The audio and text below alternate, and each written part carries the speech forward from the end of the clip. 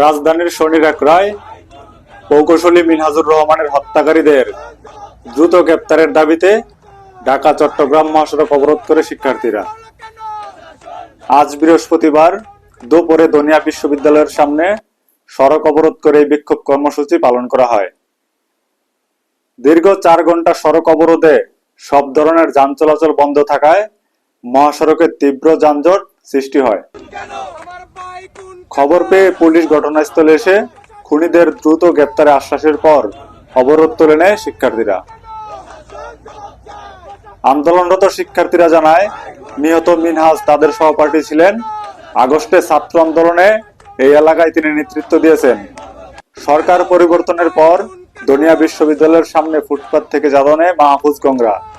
কয়েকদিন আগে চাঁদাবাজিতে বাধা দেওয়ায় হত্যাকারীদের সাথে বিরোধ হয় মিনহাজের। পরে অভিযুক্ত মাহফুজ সহ কয়েকজন তাকে হত্যার হুমকি দেয়। এরপরে তাকে কুপিয়ে হত্যা করে সন্ত্রাসীরা। অগ্নিশিখা নিউজ ডেস্ক।